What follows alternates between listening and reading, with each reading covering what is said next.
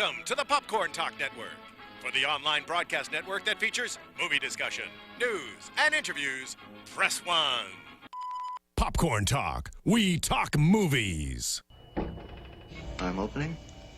We have an eye, sort of a nostril, 2 teeth. One of the teeth has a small cavity. Close call, folks, but I think we got here just in time. Presented by Maria Menounos and Kevin Undergaro. This is Anatomy of a Movie. In-depth discussions and breakdowns of various movie titles. And now that you've seen the movie, let the dissection begin. Welcome, ladies and gentlemen, to Anatomy of a Movie. Today, the mission is Man From U.N.C.L.E. I'm your host, Phil Svitek, joined alongside the KGB side of the table over there. Hey. We have Joe Braswell returning on Anatomy of a Movie. Welcome back. My triumphant return. It's been a couple months. It has. I think Fast 7 was the last thing I did, but I'm glad to be back. And we have Marisa Serafini making her slight return. She had a little stint that she wasn't here for a few weeks. Hello, everyone. Marisa, our first show together. I know. The first time we've been. Feels like we've always done shows together, but not together on a panel. Actually on a panel together. Don't mess it up. I'd like to say the same. I will. Don't worry.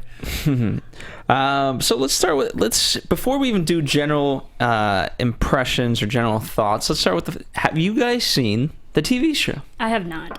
I'll just preface this whole dissection with no, I have not. But watching this film, I kind of want to go back and watch how it all came to be, and watch the original show back in the 1960s, because times are so different now. And I liked how this film kind of modernized it to a way that we can still understand it, and it's relevant to today's society as well, despite everything that happened back in the 1960s to the 90s. I'm old, so I have seen the show. not in its original run, believe it or not. I'm not that old, but I did see the show in repeats. My mother is just a gigantic, sort of like spy TV show person. So if it was anything having to do with, James Bond or Napoleon Solo or Man Named Flint or anything that had to do with 60s spy stuff, I kind of consumed it. Max Smart. Max Get Smart fell in that category as well. So I did watch this and I did like it. Very good. I have not seen the TV show, and so Marisa and I are pretty much like all the actors because they haven't seen the TV show either. Right. But I gotta say, I did enjoy this. Right. We'll kind of talk more about this, but it was a long time coming to put this to the screen. Gosh, yes. And it's unfortunate that it kind of falls where it fell in terms of the summer lineup of 2015, in terms of just right after Mission Impossible, before 007. So the timing is quite unfortunate. So I don't think it's. I'm hoping it gets more recognition than perhaps it's getting at the moment. Right. And I feel it's also at the kind of at the tail end of summer, where all the big box office movies have already come out and been released, and now it's to that transitional part of we're waiting for the fall movies to come out. So they kind of popped it in there. Yeah. It's like, we have another movie for you. Yeah, and also Straight Outta Compton, it just competed against that. Just a lot of bad timing for the movie. However, with a movie like this, I don't know where else it could have gone, except for maybe this. I think it would probably been better if it was released this week as opposed to against Straight Outta Compton. I think the calculation was that they're two different audiences, and I think that they wrongly assumed that Straight Outta Compton's for a certain segment of the population, and they got dominated. I mean, that movie's still going strong. So I liked both movies. I saw Compton first, and then I saw this one. The release date was kind of weird, but I don't know where else you put it. It's just tough. Like I said, I mean, you obviously wouldn't hold it till next summer because that'd be just way too long, and you got that slate of superhero movies next summer is just too And Christmas is out. I mean, you could have held it till the fall, but I think they did right. I also think that if it had gone with some of the original cast members, because just about every single leading man in Hollywood was up for Napoleon Solo. I mean, it started at the top of the pyramid with George Clooney, and then kind of filtered down through everyone from, everybody. Tom Cruise. Cruise the lady. I mean, it was Ryan Gosling, Channing Tatum. I mean, like Pattinson, Matt Damon, Christian Bale, Fassbender, Cooper, DiCaprio. They were all Russell Crowe. They were all like Napoleon Solo early on, and then it kind of fell down to Tom Cruise, who had it pretty locked in, and then he dropped out. Which makes sense because he can't be Napoleon Solo and Ethan Hunt, so you just have to figure out a way to make it work. And also, because technically you have Superman and Napoleon Solo. That's very true. Yeah, I think that's true. But the spy things, and also Armie Hammer was already cast, and Armie Hammer is a tall guy, and Cruise is not, so it'd be a little weird to have a 6' something Armie Hammer against a 5' something Tom Cruise, but who knows? Movie magic. I mean, we can make hobbits and humans and elves and dwarves and all. And also just the age difference as well. I mean, Cruise is in his 40s, late 40s, 50s now. Cruise like 53. Yes, all right, in his 50s. So you go a whole 20-year difference. Yeah. That also adds into the acting factor and partnering with each other as well. I'm a Cruise apologist, so Cruise is ageless and can do no wrong. So be careful. Very true. No, it's true. I just don't know if him and in terms of working with Guy Ritchie, I don't know if I don't see Cruise and Guy Ritchie being like, I think that's like Steven Spielberg and Harrison Ford. Like, I don't see that relationship going. I mean, we can only speculate now. We may or may not ever know why any of these people all dropped out, but I think it probably, Guy Ritchie is a true auteur, and he's definitely been known to be either you really love him and he's the greatest guy in the world, or he's really difficult and he's kind of an asshole. So it really depends on who you're talking to and what your personalities are, and maybe he didn't clash. Maybe he clashed with Cruise. Yeah. So who knows? Well, let's take it back. So in terms of development, from what I hear, John Davis back in 1993 got the rights to the thing, and since then has been wanting to do it. Yes. Since 1993. Yeah. And just development hell from there ensues. I mean, you talk about it, but that's so many years. Yeah, it's a lot. So many years, and also I heard that the script went through thousands of changes as well, and even the name title kept changing. Yeah. And Guy Ritchie himself said that he's never worked on a movie with so many changes in a film. Yeah, I mean, I can imagine how many versions of this, and I think that the version they settled on, I think it's just brilliant doing this as a period piece, doing it in the 60s, because I'm sure there were versions that were like, contemporary versions and trying to modernize it and trying to figure out how to make it like the next James Bond or the next Mission Impossible, and then those franchises were already going, so then how do you differentiate it from that?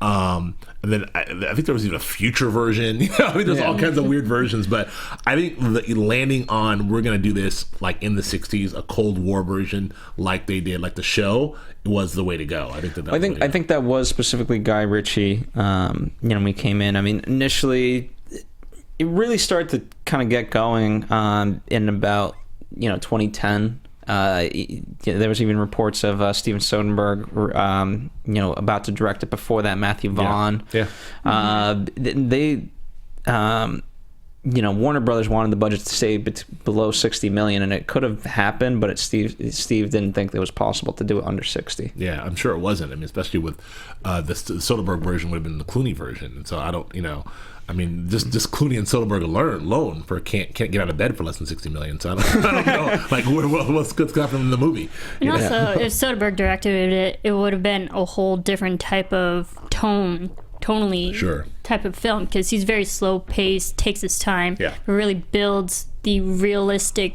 emotions, and tends to be a lot more serious for Soderbergh's style. And then compared to Guy Ritchie, which is more fast, a lot of humor equally placed throughout the film, would have been a completely different film. What is the tone of the original? The tone of the original is pretty much cookie cutter 60s spy stuff. So if you watch, I mean, if you watched any of the shows at the time, like Paladin, or again those R. Man Flint movies, it's kind of this sort of like pseudo, not really campy, because it wasn't a camp thing. It's the first versions were in black and white, and it was sort of taking itself very seriously. And as the show progressed, it got a little more, colorful, and it never really got campy. But I don't know if you remember, The Avengers was a British show, which was another spy show, which was around that time. I guess it was serious for the time, but then you had, these ridiculous organizations. U.N.C.L.E versus Thrash was an organization. There was always these kind of acronym organizations plotting against each other. Mission Impossible, the original TV series, was out at the time too. So there were a lot of these things. It was kind of cookie cutter for me. It's kind of like a genre that was in movies and television, and this was one of them. And there were so many. I mean, that's good of you to point out the event. You also had Danger Man from over in Britain. Yeah. So you had the American and the British. Yeah. Well, the British had a lot of those too. A lot of those. Even like Dean Martin was a spy. Like he had like 5 or 6 movies. I forget what his spy character was. It was like, I can't look it up, but like there was a lot of like these sort of like swashbuckling, good-looking, usually, exclusively white, but usually dark-haired spy, square-jawed guys that that were huge hits in the 60s and kind of died off in the 70s, but that was the thing. Yeah, I mean, that's what I liked about this movie was the underplayed humor. It was very British type of very much so. Just kind of letting the scene play out, and just how methodical it was. Yeah, that it feels like the Guy Ritchie touch, like having that sort of that British humor, the stuff that we love from Lock, Stock, and Two Smoking Barrels, and Snatch, and some of his other earlier works. So it kind of always seeps through there. Is this, if I'm not mistaken, this may be his first film that is.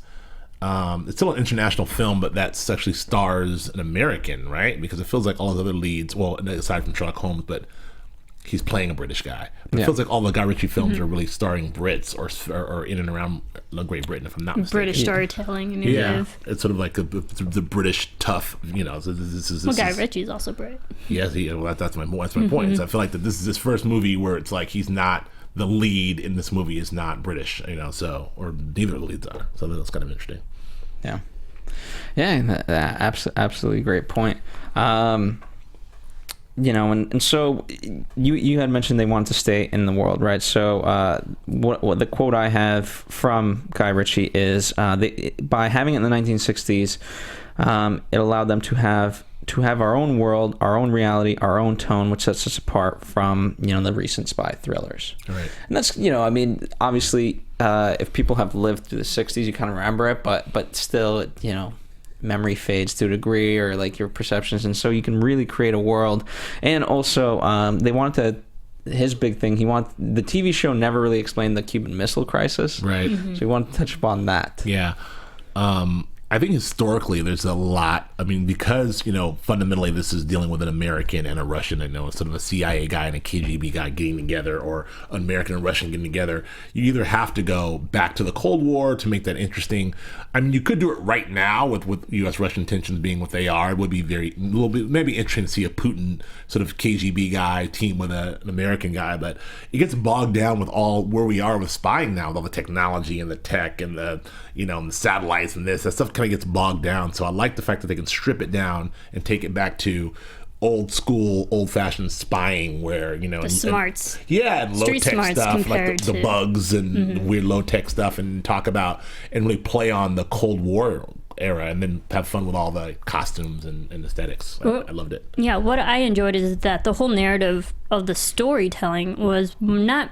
Yes, we have a Russian versus an American, but it wasn't really two countries against each other. It was more of going against this rogue nation for nuclear weapons. And I liked how it wasn't two differences in that way. It was the main objective was we're getting this nuclear warhead. Right. And so for storytelling, there wasn't a lot of bias towards one or the other country, and which could get really old already, because we already know what the Cold War is happening during that time, so we already know that, and I like there wasn't biased. Yeah, they seem to play it straight down the middle from that perspective, because you very much were a fan of and I can't remember Armie Hammer's character. I can't remember pronounce Ilya? his name. How do you pronounce it? Ilya. Ilya. You're very much a fan of I only Hammer. have his last name written, so and like no way I'm gonna try to even pronounce that. Yeah, but the Armie Hammer's Ilya versus Napoleon, you liked both of those guys, and you really felt you kind of rooted for either side, even though one, by all accounts, is the bad guy, the Russian, which is old Cold War thinking. But I did like those scenes where they kind of let you know, reminded you that this is still very much opposing sides. Like, I mean, spoiler alert, there's times where they're told to kill each other, like more than once, where they're told to take each other out. That initial scene when they first met in the boathouse, and they in a gigantic crowded lunch, whatever that was, a restaurant, a crowded cafe, and then once they leave, everyone on both sides, there's like 15 KGB guys and 15 CIA guys or more all leaving. So it just kind of gives you a sense of the tensions that were there. And of course they fought the whole time. I thought it was really interesting, great. Yeah. I think one of the funny things when he first discovered like that he was bugged or whatever, and he's like, "Hey, these are yours," and then he goes and gets his, and like, you guys used way too big. Yeah. So that I thought that was funny. I liked it overall. So since we're talking story, let's continue talking there. Yeah. I thought for me, I always sided more with Napoleon, only because that's, in terms of opening the film, we're on his side. Yeah. We're start with his point of view. Exactly, and so from that perspective, if it was more down the middle in that way, and I don't know how you could have done it, then perhaps I would have been more down the middle. But just by that alone, I was more Napoleon. I mean, I like that too, and also we are Americans watching this film, so yeah, we're gonna have that already pre-existing thought that we're rooting for the American. But also going off of him, I did enjoy watching Ilya and Armie Hammer, because you see his character every time he interacts with someone. He's fighting his urges, so we learn a little bit about his backstory and who he is. He has all these violent outrages, and you're kind of rooting for him. It's like, no, be a good guy. Right. So I enjoyed how they play both characters in different ways. What did you guys think about? And not to that's what I was. What did you guys think about these performances? I think they're very interesting because Henry is British. Another spoiler alert: he's not American. Superman is British, but Henry's British. Playing an American here. Arnie is an American playing a Russian here. They're both these sort of devastatingly good-looking guys playing these very sort of not playing their own nationalities and playing it pretty stiff and straight. My personal opinion, I thought it played to both these guys' performances. I actually don't think either of these guys are the most spectacular or demonstrative actors. I mean, neither of them are like Robert De Niro and Al Pacino. They're both kind of like, this is my opinion only, kind of like we're kind of square-jawed, stiff, good-looking guys.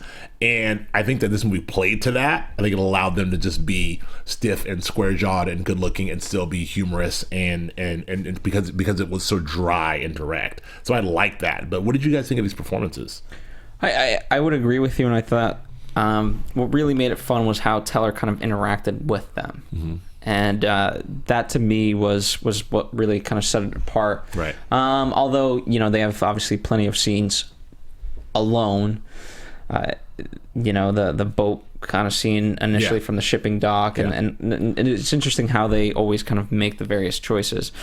I would agree with you. Yeah. I definitely think that, and in fact, it was Hammer who did say when Henry came to set, all he saw was just this guy with chiseled abs and I mean, Superman. How intimidating is that? Yeah. Okay, I just again, I don't think these guys aren't really. I like the movie a lot, and I like these guys. I just don't think they're the best actors in the world. So what do you think? Right. I mean, I enjoyed both performances. I had a hard time, I do admit this, I had a hard time getting over Armie being a Russian, because I know him from his previous films being very American and having a very American accent. Yeah. So I had to get over that for 20 minutes. But that didn't denote his performance, and I was rooting for his character.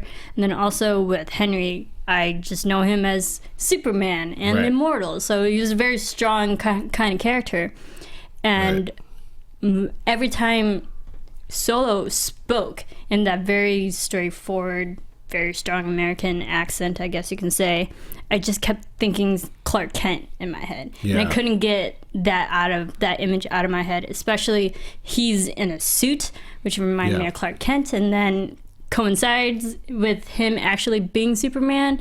I mean, I enjoyed the performance in this. I couldn't strip him away from Superman. But here's the difference. Like, this would be if Superman knew and parade around like he's Superman. Right, exactly. I mean, he played Napoleon Solo with all the confidence that he needed to play them. And Napoleon was extremely competent and confident, and there was only a few times where he's foiled either by Armie Hammer or by a situation where he's like, oh. But for the most part, he plays this as pretty unflappable and just flawless. I think the accent thing didn't bother me. I actually thought Armie Hammer's accent was pretty good for me. It didn't really throw me off. I liked his accent better than I liked Henry's accent. I thought Henry's accent, although okay, it just felt very much like he's doing an impression. I don't know. It's like he was doing an impression of a square-jawed American as opposed to just he's actually being that. Like, and maybe it's just part of his delivery, maybe part of his cadence, but it was just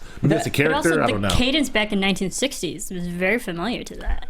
Yeah, I mean, so I don't know. So maybe that's the whole thing. But I was almost bothered by his performance, the Napoleon Solo performance, but he was so cool and he was so good looking and he's so cool that I was just like, all right, I guess he's all right, but he's no Clooney, but okay, But that, to me, that was I thought it was a perfect balance between a James Bond, especially the Daniel Craig one right now, that's so serious, and like Austin Powers, that's just so ridiculous. Right.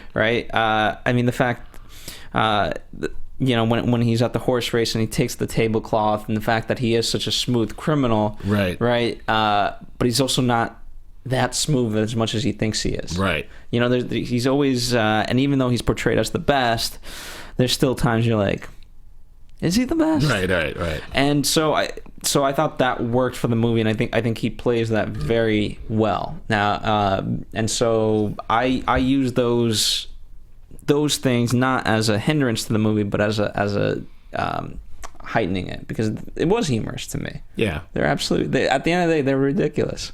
I like that. I did like their chemistry a lot, and just not to bang this whole thing, because I did like the movie and I like Napoleon Solo, but I think that the issue that I'm having with the performances is, the one guy is supposed to be the straight, robotic Russian, and the other guy is supposed to be the kind of, charismatic American who's got the wink and a smile. And I think that, like, what I feel like I got was two kind of robots as opposed to one guy. And in a lot of ways, Armie Hammer is more charismatic than Napoleon Solo in a lot of ways, but or it's supposed to be the other way around to me. So that being said, I just wish that he had a little more humor, a little more wink, but I'm kind of hair splitting. And also, I mean, I think that in some of those, he's also supposed to be this ladies' man, and obviously he's devastatingly good looking, but I didn't really buy that he was, the couple of scenes we saw where he's seducing people.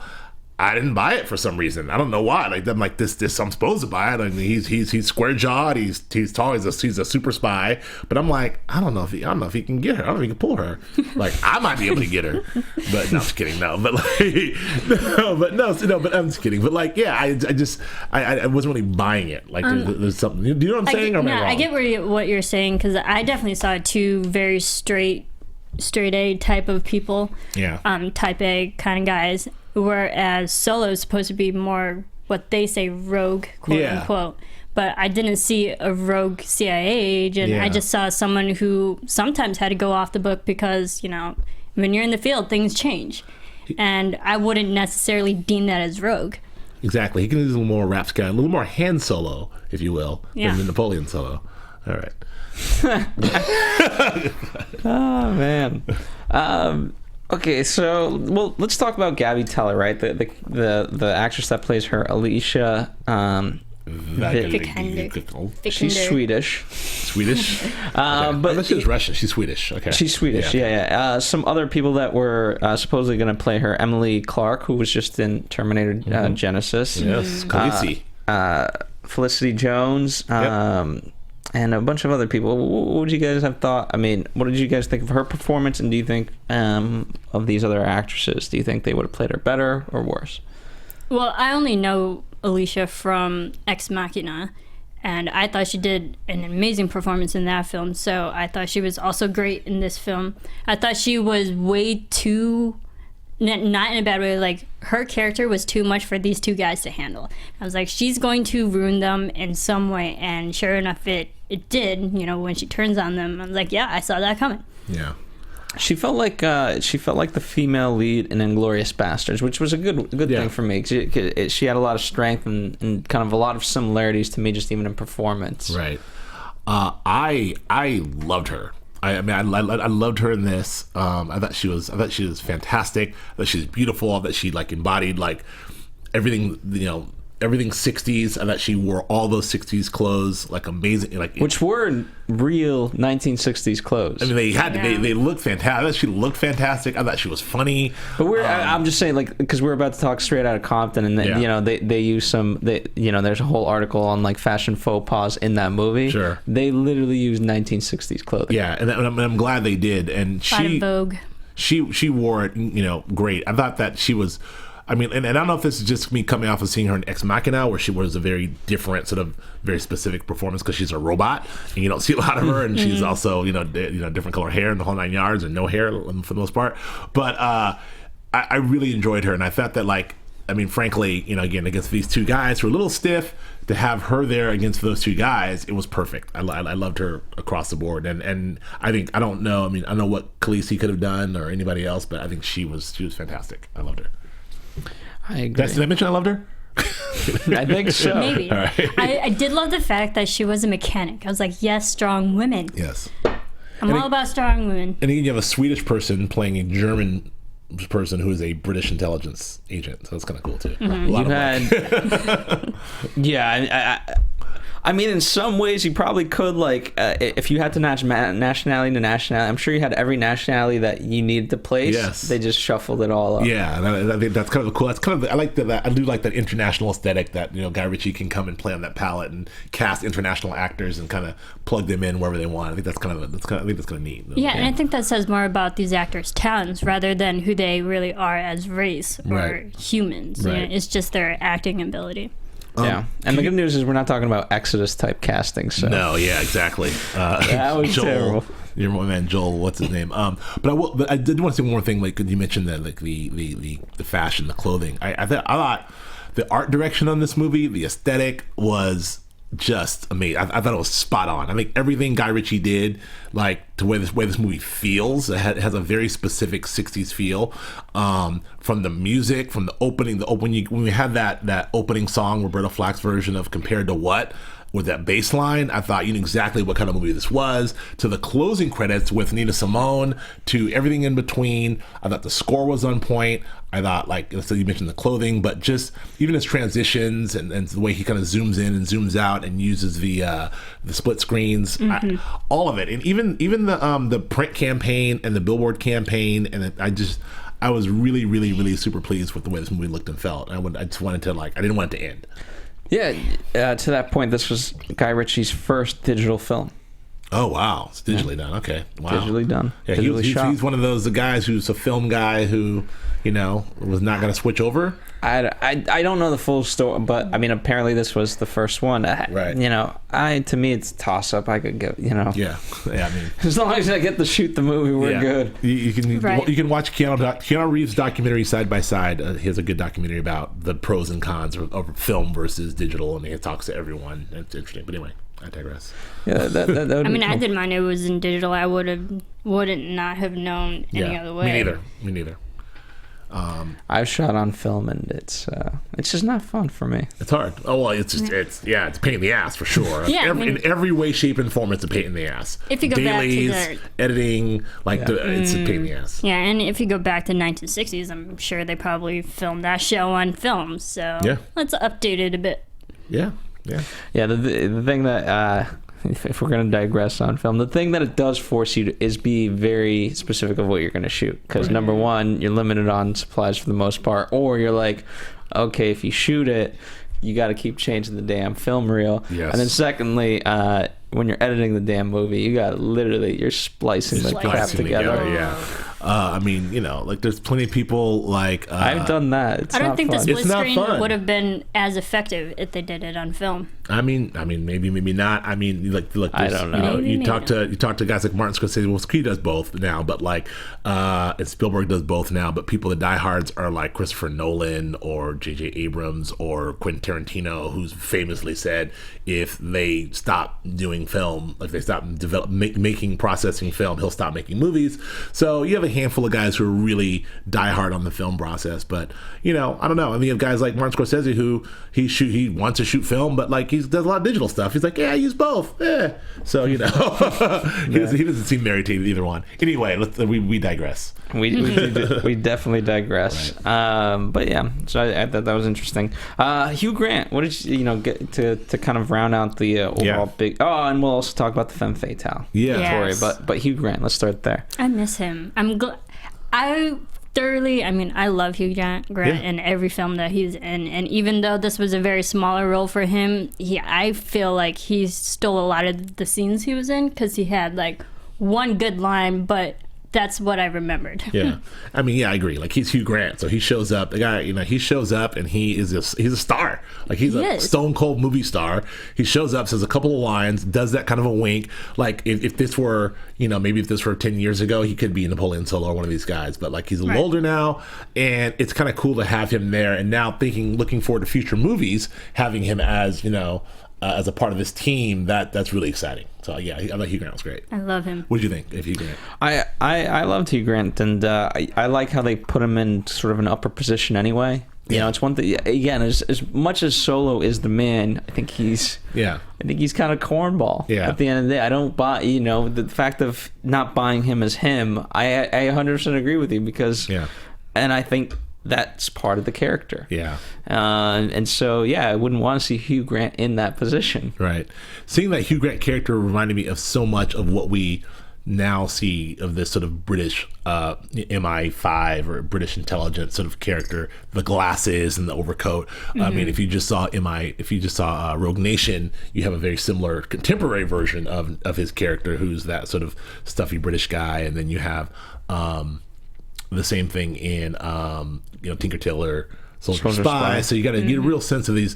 The British intelligence guys aren't always sort of James Bonding around. They're usually these guys in these glasses and kind of are very stuffy.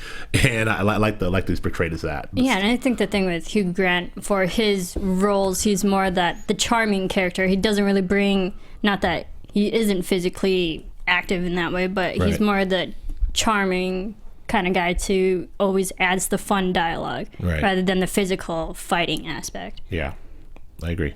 The femme fatale, what's her name? Victoria. Elizabeth? Well, her real name is Elizabeth Debicki. Now, what is she in this international cast? Is she Polish? I know her from Great Gatsby. I think Yeah, she was in that. That was her first kind of movie. I mean, she's only 22, maybe 23. Yeah, She's young. She's a bit distracting because I thought she looked a lot like Paris Hilton with the blonde hair. And, she did she's just with her hair up in those moments. So she looked a lot. So like you don't buy Paris Paris Hilton as a femme fatale? I don't buy Paris Hilton, but she, she outacted Paris Hilton. I think she did a fantastic job. I believed her for the most part, even though she didn't feel 23 to me. Like she felt like she was more in command. I bought her for the most part. I actually liked her. I think that there probably could have been a lot of other people who I would like to see chew up a little more scenery with that role. I think that was a role that you could have a little more fun with. I didn't really buy her as a seductress. I didn't really buy her as, I would give her like a B+. I thought she was fine. I feel like there could have been a lot better things done with that role. I feel with her is that just the character of Victoria itself, I thought she was way more flashy than she was scary. Yeah. She wasn't the femme fatale antagonist that we should know from the 60s. Right. I mean, granted, she had great outfits and shoes and pumps that she was wearing, but she didn't have that cold demeanor. There weren't a lot of scenes for her that made the audience want to root against her. Right. I felt she was more flashy than scary. Right. I thought she was cold in the sense of, especially in that the horse race kind of scene. but she didn't, behind it, if you're kind of like a super villain, there's a meticulous nature to you where you're thinking behind the scenes, and however you're acting is not what you're ultimately doing. And so I didn't quite believe that side of it. Yeah, I think she was okay, but it could have been better. Yeah. What I did like is I did like my man Jared Harris as a CIA sort of handler, if you will, and again another Brit playing an American. And Jared Harris is Lane Price from Mad Men, if you guys already don't know that. But he, I love him doing his gruff American like he did in Lincoln when he played Grant. He's really good at sort of that, like, get over here, I'm an American, like whatever thing. Like, I buy it every time. So I like the fact that, again, Guy Ritchie being able to have fun with all these British actors in the international cast playing other than what they are, and that's kind of cool. And what kind of from what I've read initially, a lot of stuff started off that was by the script, and because by the time later in production, Guy Ritchie kept changing a lot of things on the day of, and then eventually they just started improvising because that's the script wasn't even kept being changed so much. Which brings me to another question that I have. I keep having to these questions, but like for you guys, like this very much feels like these auteur-driven movies, but like. The star of this movie for me is Guy Ritchie. Did you feel like that this was very much a Guy Ritchie imprint, like his finger? He's the star of the movie, or did you feel like the actual story and the actors were the star? Because I walked away feeling like this is all about Guy Ritchie. And all about Guy Ritchie doing his thing. He threw these people in here. They're like, he's moving them around how he wants to move them around. He's feeding them lines. And what you get at the end of the day is a Guy Ritchie film. And that's kind of what I wanted to see. I got that. And I did want that.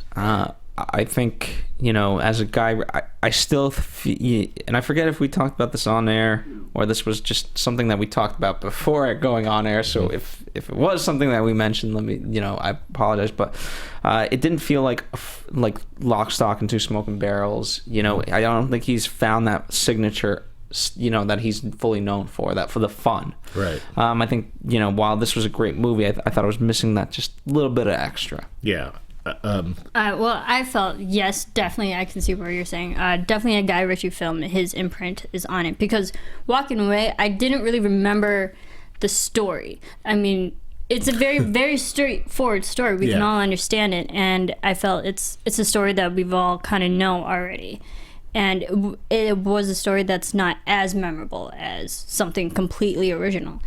And I felt the cinematography and the editing and just the style of the film was way more memorable than the storytelling and narrative. Yeah, and I think by design, at the beginning at least, the plot was forcefully convoluted. Yeah. Because it was like, what the hell is going on? Who now? There's a rogue nation over here, and is it? Yeah. I also I agree. I feel like that it was what I saw was like evaporated in my eyes the second I saw it. It was like, but I walked away from this with all I can think about is like split screens, shots, certain shots, and music and aesthetic and fashion and camera moves. I'm like, so I walked away like Guy Ritchie, and I do agree with you. I do want to see him return to some more. It's somewhere between like the really gritty stuff that you see in Lock, Stock, and Snatch, which are these grittier movies, but also those movies are both gritty and funny, and I think that we don't have, he got a little too dark, and sometimes with Rock and Rolla, and I think the other one with Jason Statham, I can't remember right off the top of my head, Revolver. Like Revolver and Rock and Rolla got a little too dark, trying to recapture that Lock, Stock stuff. So I think he kind of got stuck in that trap and then burst it out and went commercial with Sherlock Holmes. I like Sherlock Holmes did all the Guy Ritchie stuff you wanted to do. He was super funny with it was the action stuff. It was kind of gritty enough and also broad. I want to see return to Robert Downey Jr. I mean, he's just such a phenomenal guy, and you can have anyone direct them. I feel like I agree. And any last thoughts, because I know we have to let you go, Joe. Yeah, I don't want to go. I don't want to go. No, I just again, I thought this was. I'm really excited. I really hope this does well enough, and it looks like it's doing well enough for this to be a franchise. Because I would love to see Guy Ritchie do something else with these guys. I like the idea of seeing this team. Again, spoiler alert, they become a team. Like this team. I think work we could all together predicted again. that. And this is essentially an origin story. We don't get the actual. They don't do the uncle thing until the very end. So we don't know that the organization. They actually never even say it. They give it to us. They give it to us in the closing credits. Which is just like Fantastic Four. So if you've seen that piece of crap, but I have not, thank God. But the Uncle is a United Network Command of Law and Enforcement, not law enforcement. So I'm really excited to see what they do next. I love the movie. Like I said, I went through most of the things I loved about it. I don't know, man. I'm mourning. Last thing I'll say is I'm still mourning for the whatever it is, the Brad Pitt, George Clooney version of this. That could have happened maybe like 10 years ago. I'm kind of mourning for that because I really would like to have seen that. What if we just recast them and just made some sort of weird character explanation of like, oh, I got a facial? Yeah, I know. I just feel like when the second Clooney was like, I'm Napoleon Solo, I'm like, the Clooney is Napoleon Solo. That made so much sense for so long, and then when it fell apart, I was like, "Come on."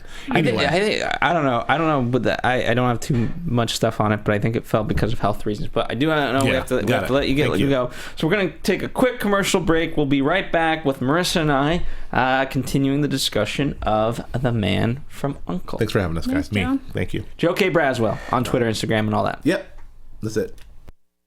AfterBuzz TV. Hi, I was once like you, a lazy, angry loner whose only joy was watching TV and surfing the net. And like you, after I'd see one of my favorite TV shows, I'd be so excited and have so many questions that I'd actually have to talk to my douchebag coworkers about it at the water cooler. Then I discovered AfterBuzzTV.com.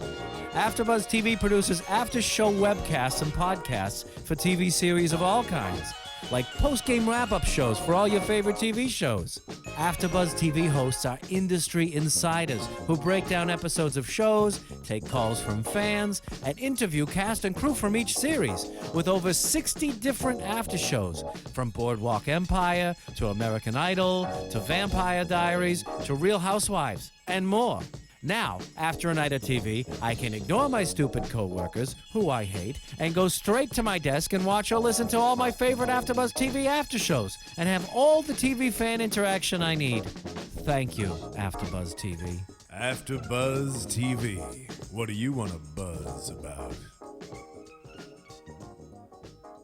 Welcome back, ladies and gentlemen. That's right. If you love TV, check out AfterBuzzTV.com. You can see familiar faces like myself, like Marisa, like Joe Braswell.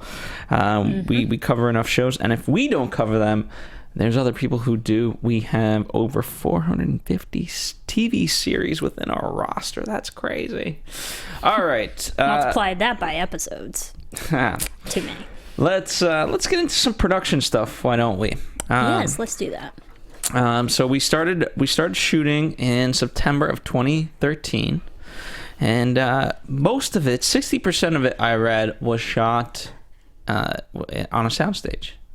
Yeah, and what I enjoyed about it, because yes, we get the backdrop of Italy and Rome and all that, and I couldn't tell, and that's what I feel good movies do, is you forget all that when you're watching it. You're like, yes, they're in this beautiful country and they're, shooting up the place. Well, one of the reasons that Joe was just speaking about the style of the movie and how Guy Ritchie, he very much chose Italy because of kind of what was going on film-wise in the 1960s with, sort of that renaissance of directors. Fellini and all. Fellini, yeah, and that's the everyone first else. name that came to my mind. But I also like the fact that it took us out of America. It took us out of Russia, especially during the Cold War times, and so in a way, kind of put our two main actors in a neutral type of territory. You were coming off of Mussolini, so I don't know if it's 100% neutral, but True. yes. But it's not Russian, it's not American. It's just in a place where everything's going down. I agree. So yeah, a lot of good stuff there. I mean, they did, in terms of what they shot, they did shoot throughout actual Italy. The Gulf of Naples and Bay Castle. I don't know if I'm definitely not pronouncing that right. I did like the fact that there were a couple of shots. Yes, we saw of the city, the Spanish Steps and then the Trevi Fountain. And I've been to those places and, even learning a little bit more where the Spanish Steps came from. And I think that's just adds another thing because those iconic landmarks are still existing today. Yeah, I agree. And, one of the interesting... We also made mention of how they used the vintage clothing of the 1960s, but they also used... overall real equipment. They salvaged, a lot of this stuff from 1963 and were able to piece it together and to provide for the film. Which I think is great. I loved it. I loved the production value, especially, we touched a little bit about the wardrobe. I personally am not a fashion person, but learning and doing the research for this film, I thought it was very interesting where they got the inspiration for their apparel. A lot of 1963 Vogue magazines. Just Vogue magazines? A lot of Vogue. British costume designer Joanna Don't forget Johnston. to pick up your copy of 1963 Vogue out on a shelf, not near you. Not near you. For Gabby's look, there was one of the main inspirations was a 1960s model / actress Jean Shrimpton. And then also for Victoria, they used a 1960s model, Marisa Berenson, for inspiration. And then also I mentioned the pumps and the handbags and a lot of Vogue because they are very stylish in this film. They are, absolutely. And they're stylish, and it's also made a point, obviously, so part of the tit for tat with Solo and I'm going to call him K. Is all about clothing. And also, in terms of Teller, they're like, oh, she can't, she's got to look like this. No, my fiance would never look like that. She's got to be like this. Fashion, it became a plot point, which I liked. To the point of like, you are not yourself. You're going to be in this type of clothing, portraying this type of character. Indeed. What other cool stuff that did you find in terms of the set? Or production, rather? Production, I did love the cinematography and the way they filmed, and also Armie and Henry. In interviews, they mentioned a lot of their action scenes that they filmed in. You had the boat going, being destroyed by the car, or the truck, rather. That had to be shot in one take. So they had to nail that, and that was actually Henry driving the truck, and then literally last second they swapped out the actor for the stunt double. Yeah, in terms of Arnie's stunt double, he said, like, I almost didn't have anything to do. Yeah. Because both of them, did their own stunts, and maybe part of it, I don't. This is just complete speculation on my part, but the fact that Solo was supposed to be Tom Cruise, and Tom Cruise is known for doing his own stunts. They were like, oh, maybe we should do our own. But no, they went for it 100%, and I think it shows on screen. What I like about it is that I think it's authentic, and also you can go a little bit wider with the camera, which I hate when movies just go so close up just to obviously fool us because it's stunt doubles and this and that. At the end of the day, I'm just like, okay, I might as well tune out because I don't really... Yes, I see that there's action going on. I have no idea what the hell is actually happening. And also I did. Yeah, and a lot of the action scenes in this film take place at night. So you have the cloak of darkness to help add to the production factor as well. And also during their fight scenes, the physical fight scenes, a lot of times certain parts of the set would have to break down. But a lot of takes, it wasn't breaking down the way it was supposed to. So Armie and Henry said a lot of their scenes, sometimes they just winged it during the fight scenes, and somehow it how production works. Is sometimes it just turns out well. Yeah, and by the way, what's nice about that, there's a common misconception of like, oh, they just got it or whatever. Any happy accidents that happen along the way, you have to have the environment to support it. You have to have various elements in place, right? Whether the acting, the script, the director, so on and so forth, the crew in general, a good team. And, when everyone's mind is on the idea that anything can happen and we'll utilize that, then things do happen. And that's how happy accidents happen, but not when you're closed-minded and are negative. And that's exactly what Guy Ritchie said. He said throughout filming this whole movie, exactly that, happy accidents, very serendipitous moments. Indeed. So kudos to them for being able to spot that, because there's been some cool ones. Absolutely. Speaking of Guy Ritchie, in general, in terms of the look and feel, he looked at films like Butch Cassidy and the Sundance Kid for inspiration. That's a 1969 movie, trying to create a juxtaposition between humor and seriousness and looking to cross genres to a degree. I thought the humor was well placed and equally balanced throughout the whole film. Granted, if you just strip the humor, it could be a very serious story. If you're going into Cold War territory and that storyline, two guys against each other, and then you had a whole torture scene, that could get super, super dark. But I loved how they tail ended that scene, wrapped it up with humor. And so there was a lot of levity in this film, and that's what I really enjoyed, because yes, it was an espionage, and espionage can get super dark, but it was a fun espionage film. Yeah, and you had good moments, right? Obviously, the whole ending of the movie with the giving of the watch back, because it, I thought as symbolism that was a great piece to utilize for friendship. And I don't know, you could say time heals all wounds if you really wanted to go that deep, but and then to give it back to them and say, okay, let's make the decision, let's just destroy it together so the governments can't get it. Right.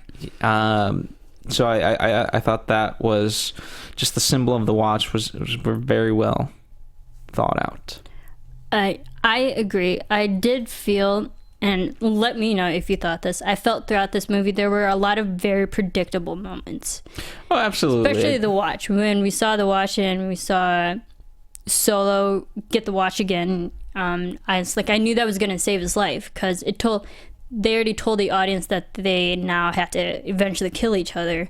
But when he got the watch, I was like, that's going to save him from Ilya not killing him.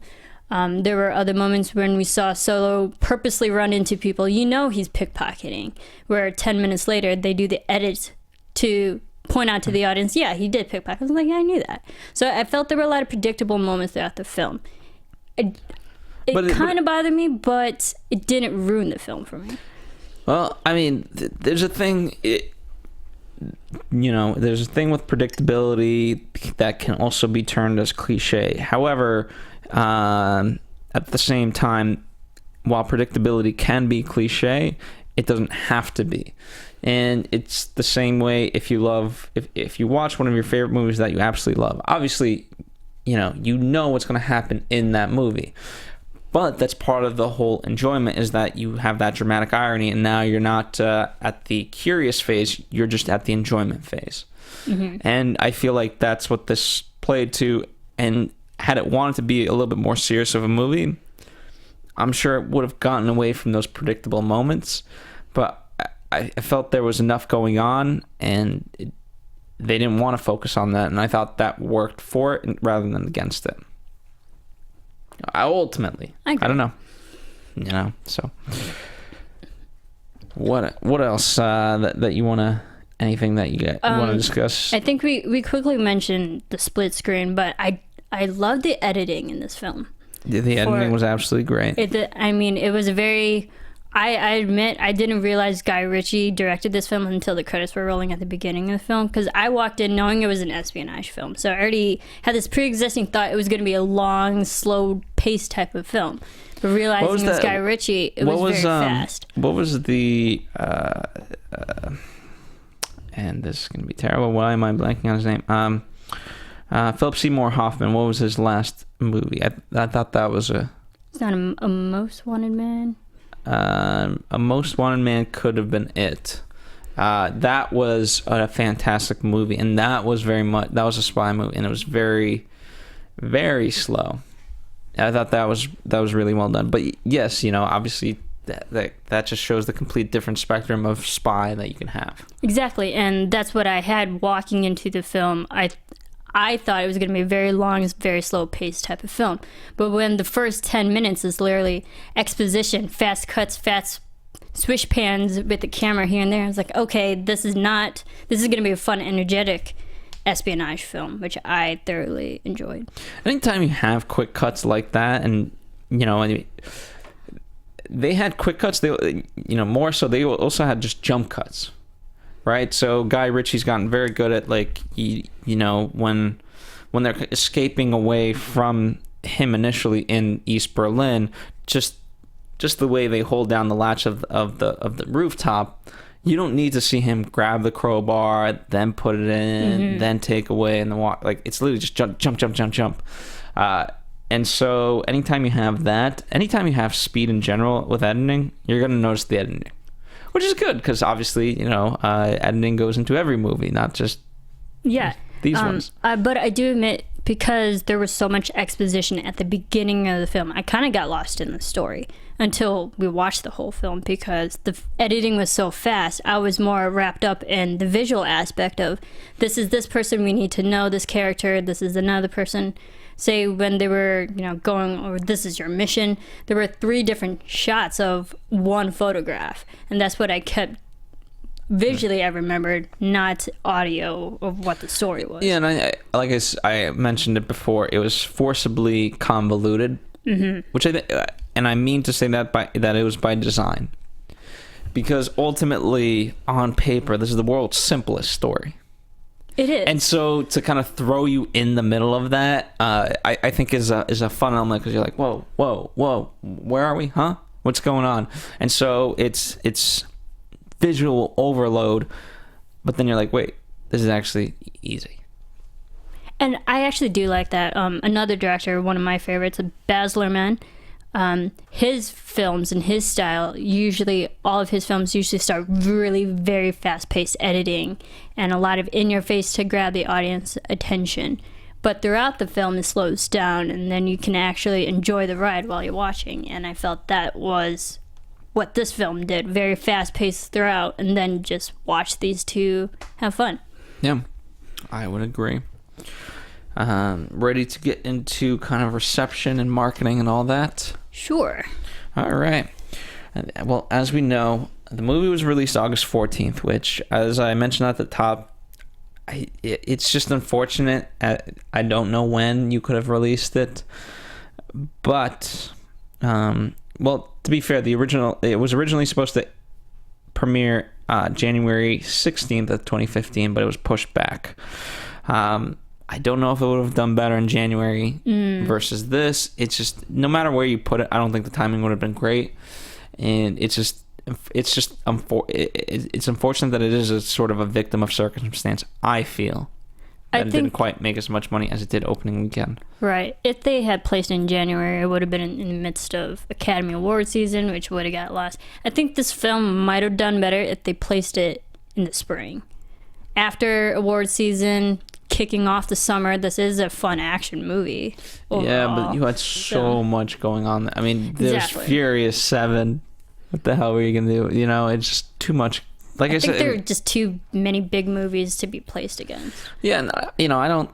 While it's a fun movie, it's not what you would call a summer blockbuster. No, not. And so it was always going to be an uphill battle in that way to be able to do it in the correct way. It's not.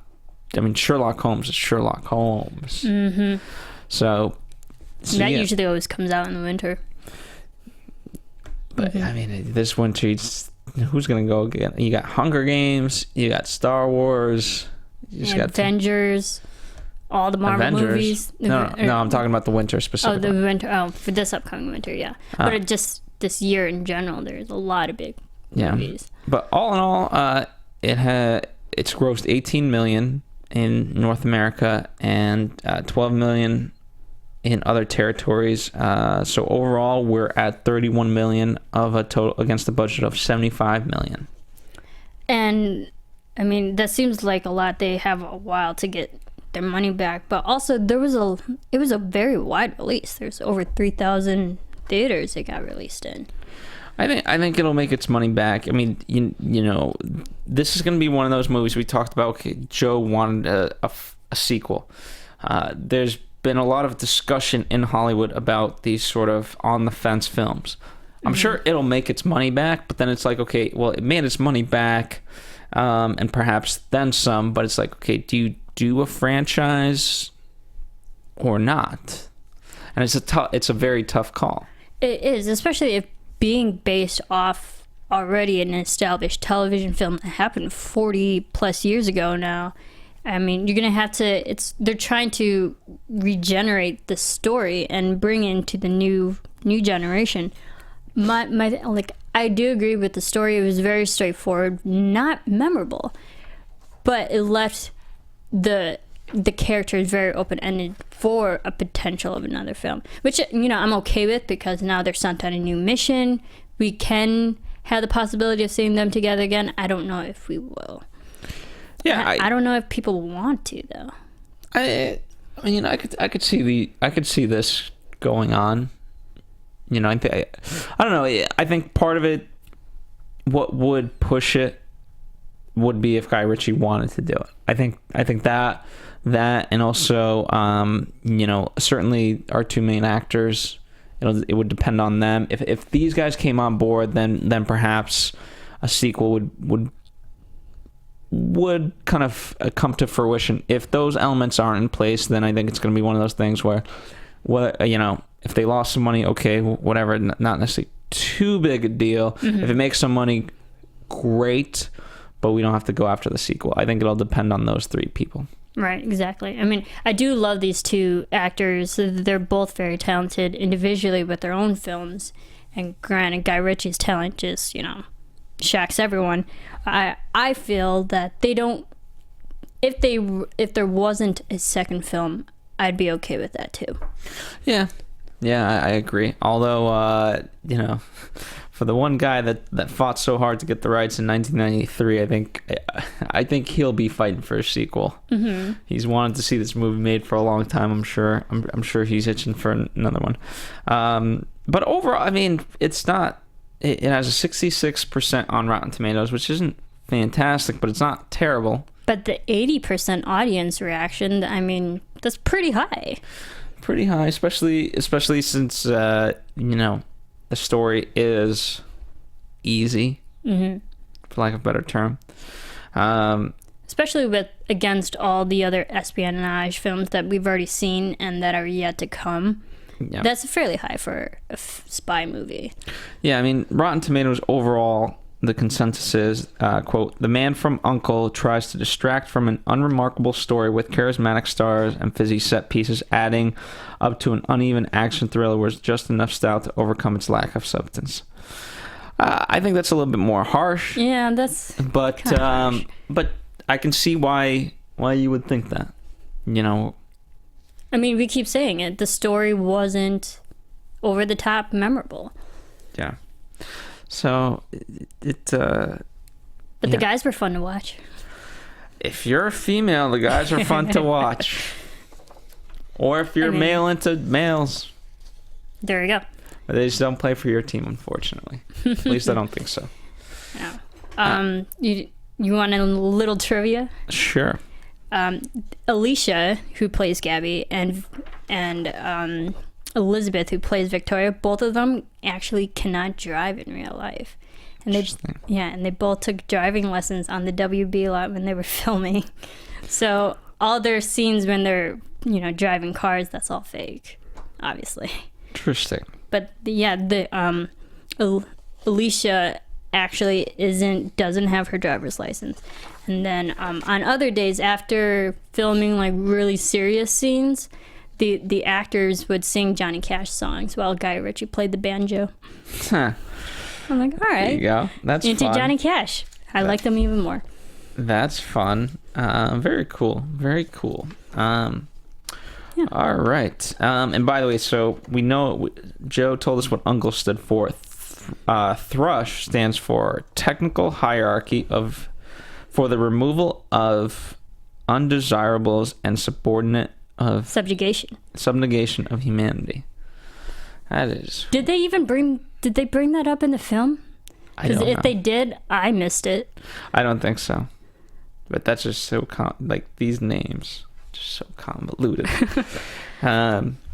Anyway, I think my overall thing is I wish more people will go see this movie. I think it's worth seeing.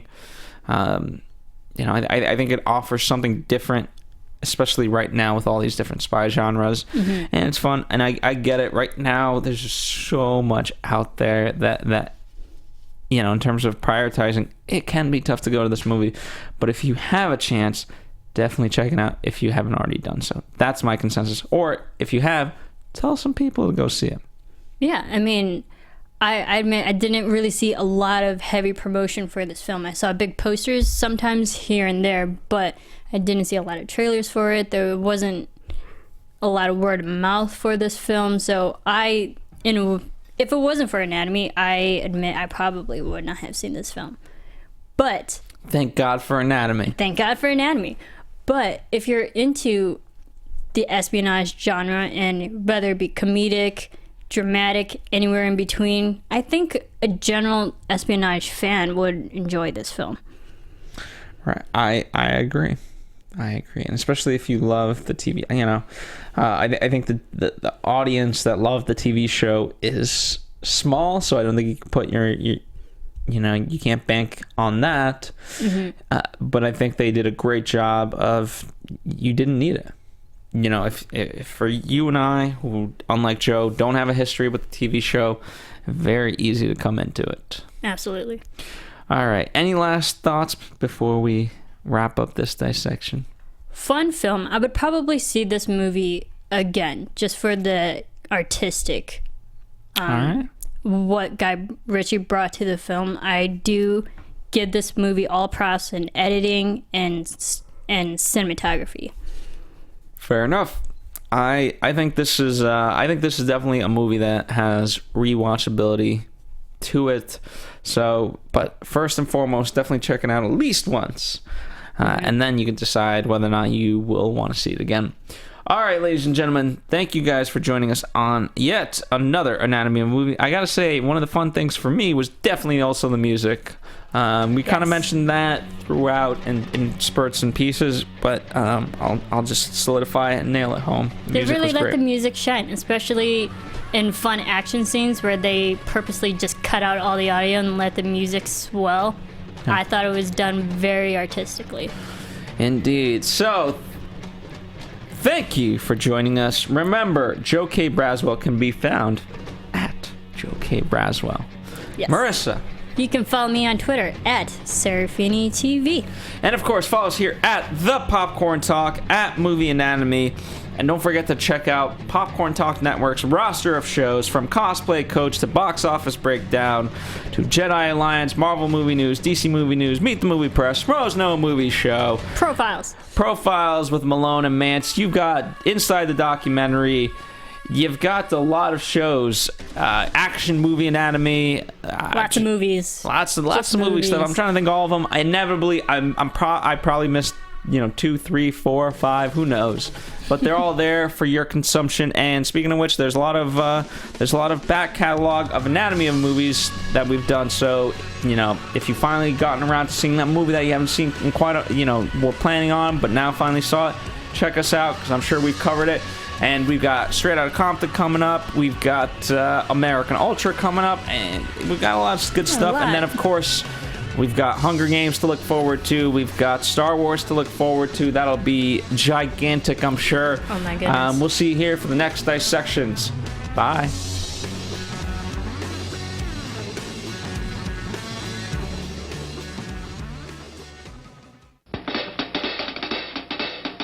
From producers Maria Menounos, Kevin Undergaro, Phil Svitek, and the rest of the Anatomy of a Movie staff, we would like to thank you for listening and subscribing to the show.